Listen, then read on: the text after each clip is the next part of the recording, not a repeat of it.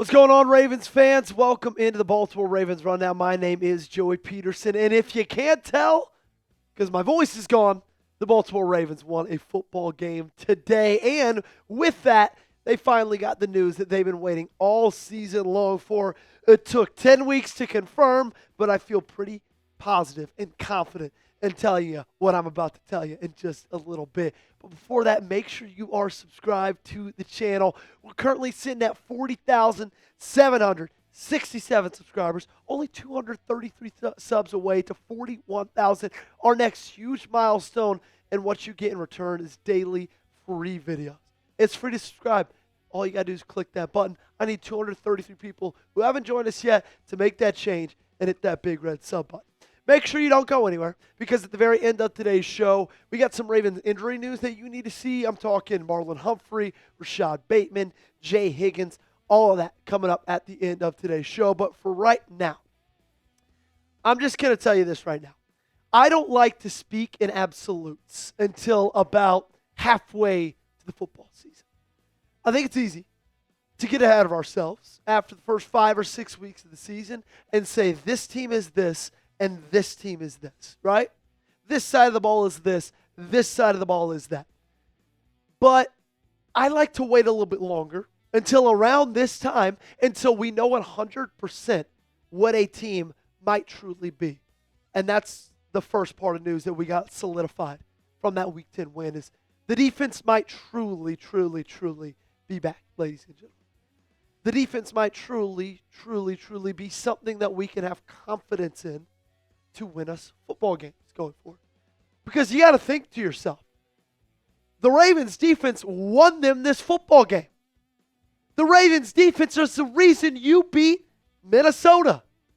Sure, Lamar had a pretty good game. Offense played much better in the second half. But man, if that defense wouldn't have forced turnovers like they did, wouldn't have gotten fourth down stops like they did, wouldn't have been but not broken like they did, you would have lost that game. And it's just so special because through the first 5 weeks of this season, it seemed like the year was already over.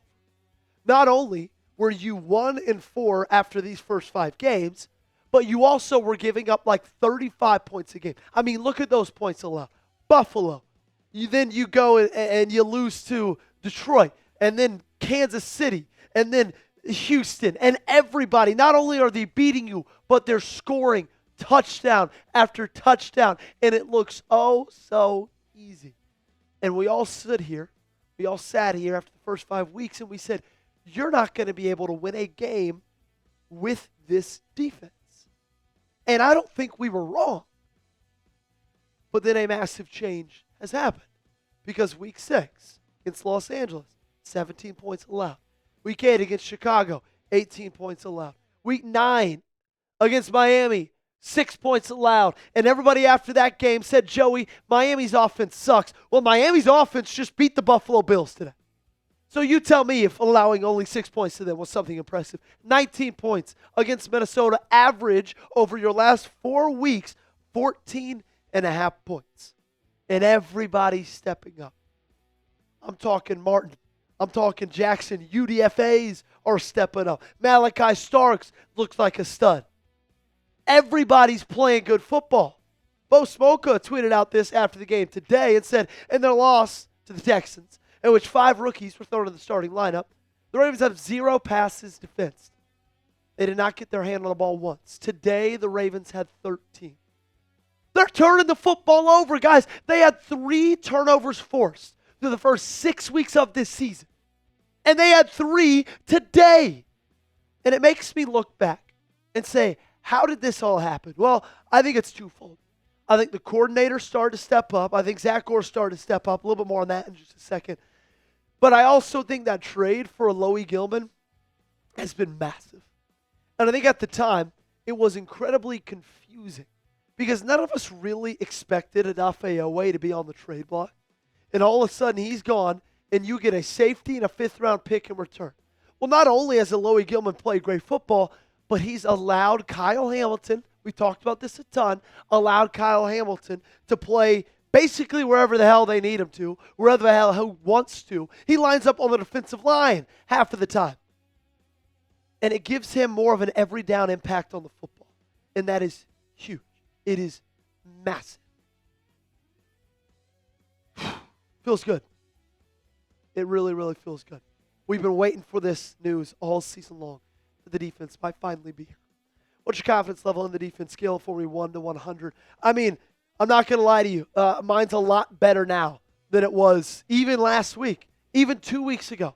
Last week I felt good, but now this week I'm just like, okay, I might have full trust and full faith. Another couple of people I have some full trust and full faith are these coordinators. It's fun to see that they have stepped up and they've made some changes. And I think that's the biggest thing that we wanted, was just a lack of being stagnant. And Zach Orr to start, I don't know, pulling his head out of his ass. Is that fair enough to say? What we had seen from him through the first 6 weeks of this season, it was fireable, genuinely. We were all here saying Zach Orr should not be employed any longer. But he stepped up. He's made some changes. I thought he called a phenomenal game against Minnesota. That fourth down overload blitz call on 4th and 10. Now Marlon Humphrey wasn't able to end up getting the sack, and J.J. McCarthy ended up getting out of the pocket. They converted, but that was not on Zach Orr. That was a great call right there. And then Todd Monken. Todd Monken's had an interesting year so far. Some ups, some downs, and he had an interesting first half yesterday. Okay? Or, excuse me, not yesterday, it was today. He had an interesting first half today. I thought Brian Flores kind of ran circles around him. But then that second half, I thought Todd Monken came back with a vengeance. His third down calls, his third down plays, I thought he was really, really good. And so you go through the first 6 weeks of the season. The offense without Lamar Jackson seems like it's not clicking. The defense seems like it's one of the worst defenses in the National Football League. And now, because of the changes those coordinators have made, you feel like you finally have some confidence. Now, the offense still needs a little bit of fine-tuning. More on that tomorrow morning. But, for real, really, really, really pumped up about what Zach Orr and Todd Monken have been able to do. I'm also really, really pumped up. If you guys download the PrizePicks app, use our code CLNS, and you get $50. All you got to do is play $5. The hard-hitting football action is even better with PrizePicks. The weather might be changing, but the feeling of being right never gets old. So keep the season rolling on PrizePicks by getting $50 instantly in lineups when you play your first $5. Follow other PrizePicks players directly on the app and copy their lineups in one click, whether it's a friend, celebrity partner, or just someone whose picks you like. Hit the follow button and check out every lineup they create in the new feed tab on PrizePicks. On PrizePicks, how you play is up to you. If you want flexibility, choose FlexPlay, where you can get paid even if one of your picks misses. And if you want the biggest payouts, go for the Power Play. No matter your play, PrizePicks is a great way to put your takes to the test. Here's my PrizePicks lineup for today's game. And speaking of that FlexPlay, if you would have flex played this lineup, you still would have won your money. Because the more on Lamar Jackson, 37.5-yard longest completion. Unfortunately, that was less. But the more on J.J. McCarthy, good. The more on Derrick Henry, good. But if you flex play it, guess what? You still win money. So download the PrizePicks app today and use code CLNS to get $50 in lineups after you play your first $5 lineup. That's code CLNS to get $50 in lineups after you play your first $5 lineup. The link to this promo is in the comments and description of today's video. PrizePicks, it's good to be right. And I think the third thing that you've been waiting to hear, and that was solidified, was that you've got a kicker that you can finally trust. And I get it. He missed a 56-yarder today. Guess what? He was 4 for 5 before that. 80% field goal percentage on the day. Perfect on point afters. He has 2 misses this season. Okay? I will take 16 for 18 all damn day long. Because guess what? Justin Tucker did not give you that last year. In fact, Justin Tucker lost you a lot of football games. The Eagles game in Week 10. The Steelers game in Week 11. There were so many games, or excuse me, I think Eagles was Week 12. I don't remember. There were so many games you lost last year off the foot of Justin Tucker that if he would have just made a kick here or made a kick there, it was a totally different ball game. You had zero confidence, and now you got all the confidence in the world in Mr. Loop. There it is. Loop. There it is. All right. That's the news solidified. That's the news we've been waiting for. Let's talk about injury news. Kevin Oestreicher with this tweet. Ravens wide receiver Rashad Bateman is wearing a walking boot and reveals he suffered a high ankle sprain per Kimberly A. Bateman said he doesn't expect to miss too much time. So obviously, like Rashad Bateman, regardless of how I feel his 2025 season's going so far, which I don't think it's very good, he still gives you a deep threat. He still gives you somebody that the opposing defenses have to worry about, and he still could rip you off for a 30 to 50-yard gain at the drop of a hat.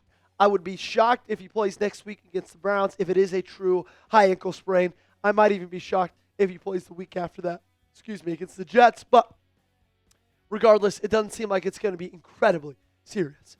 Marlon Humphrey said he isn't sure his finger injury would hamper him going forward. Never dealt with an injury like this. He had to get a cast on his finger. John Harbaugh confirmed it in the post-game press conference. That's why he wasn't out there on the final drive. So we'll see where that goes going forward. Obviously, when you are a quarterback, you got to use your hands a lot in press coverage. You got to use your hands a lot to tackle. You got to use your hands a lot if you get your hand on the football to pick it off. And so that's going to, change some things.